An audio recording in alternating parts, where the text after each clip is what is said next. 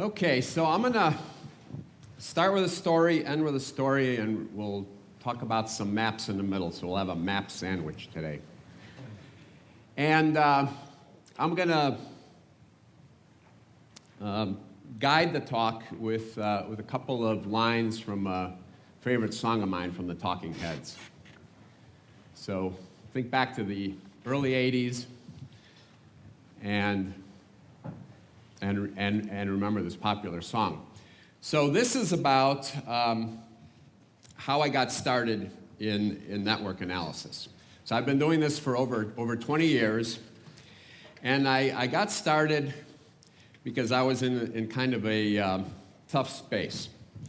I was working as an IT project manager, and I had decided to take 2 courses at UCLA, one in artificial intelligence and another one in organizational consulting.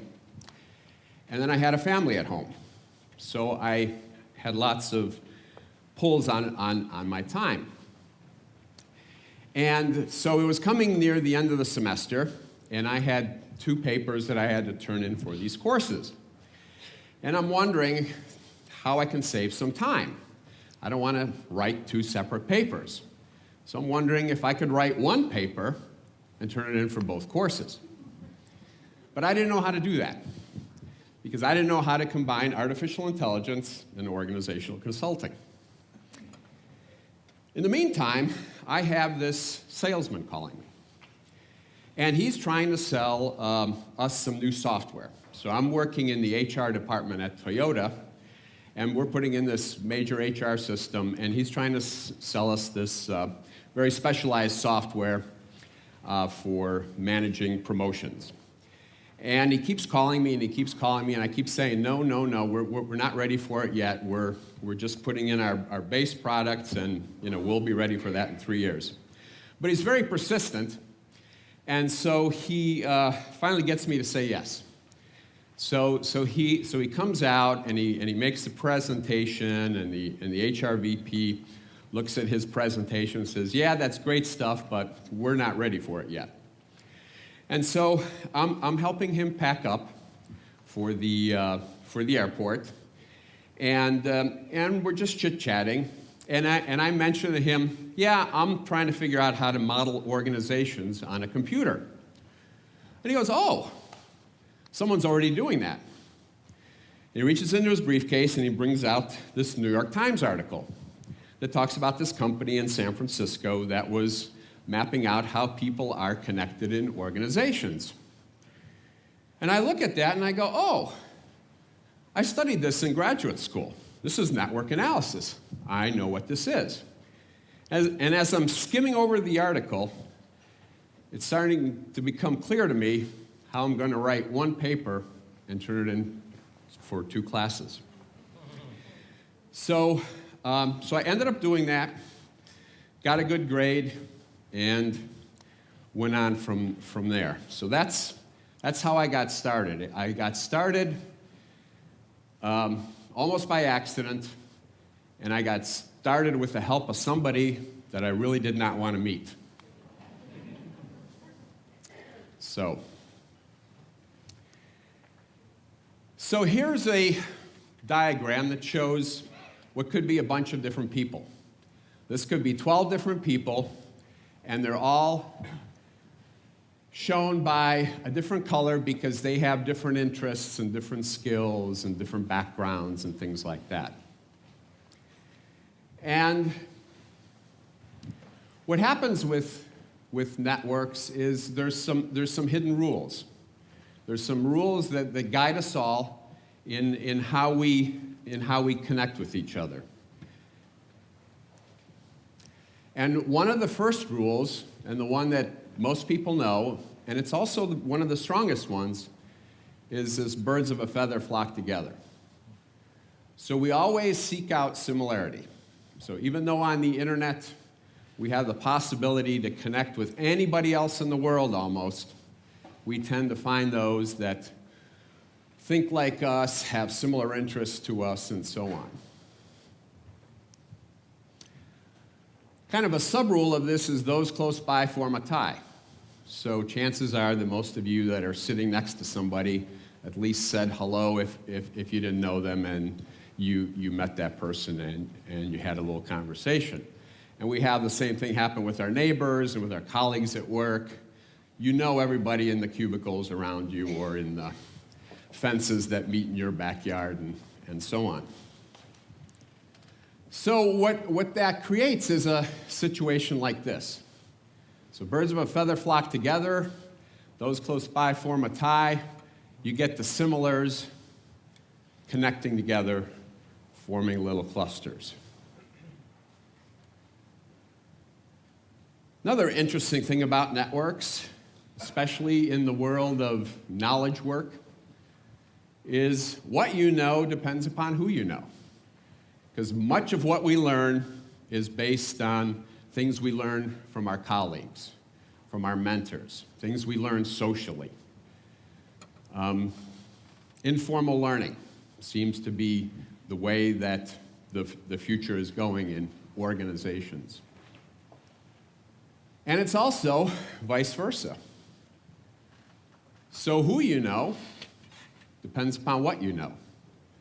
So if I know certain things, certain others will seek me out. And if I know other things, different groups will seek me out. And we'll form connections and we'll get things done. But we're kind of stuck in this layout here of connections. We have people that are following this birds of a feather flock together rule very strongly. And then we run into this, innovation. Innovation happens at the intersections. But if we have this, where are the intersections?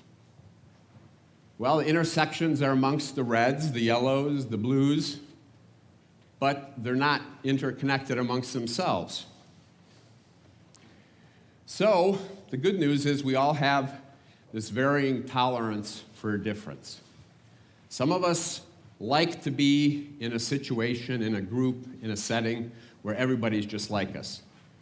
Others don't mind connecting with other groups, trying to bring them together, trying to bridge groups, trying to be a boundary spanner between groups. So we have this, and if we have people that tolerate difference and can reach across and can bridge, we can go to this. So we can go from this to this, from this to this. And now you have an interconnected system, and you have information, knowledge flowing between the various clusters that were there before. And if we want to look at this same system, this one right here, as a network, it looks something like this. So the gray lines show who knows who works with whom, who goes to who for assistance or help. So one of the basic ahas that I've gotten out of my many years of working with networks and with organizations and communities that want to understand their networks is this line right here. Connect on your similarities and benefit from your differences. So we thought we would use this aha to look at all of you. So when you signed up for the BIF conference, many of you filled out this attendee genome survey. And it asks you about your interests and what you find interesting, and also what you're good at and what you want to know more about. And then we used this, and we made an algorithm out of this to come up with these random connections of unusual suspects. And it looks something like this. So what we have here are the attendees. The green nodes are people that we could, from what we could tell, were business folks. The magenta colored or the dark pink are nonprofits. The blue are education, and the red are government, and the black were unknown. So this is not a social network. This is not who knows whom, but this is a network based on this algorithm of who should probably talk to whom, based on similarities and differences. So you have enough similarities to understand each other, but you have enough differences to be interesting to each other and to be useful to each other. So I'll let you look at it for another 10 seconds before I turn into a pumpkin.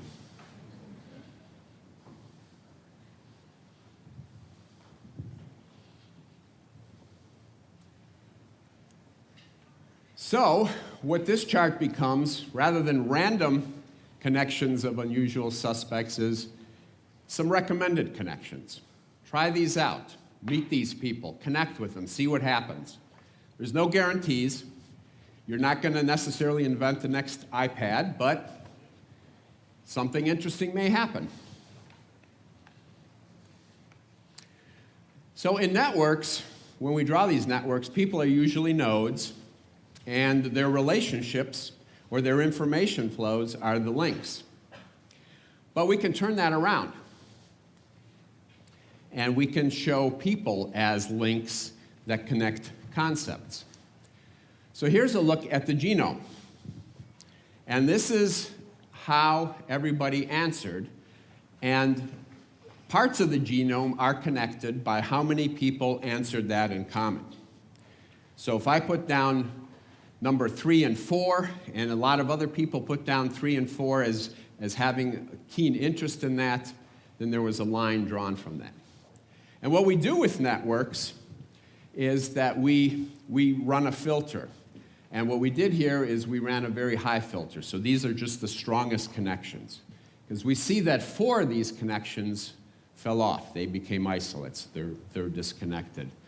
But the rest of that genome shows us something interesting about this particular audience. And so something like this could be run for every BIF and see how the genome changes for each different audience. So, again, back to the talking heads, and I'm out of time. And so how did I get here? I got here through Twitter. I got here through people that I had similarities with, and we profited from our differences. So Angela introduced me to Deb. Deb reintroduced me to Saul. And then Saul and Tori and I had a great conversation, and here I am. Thank you.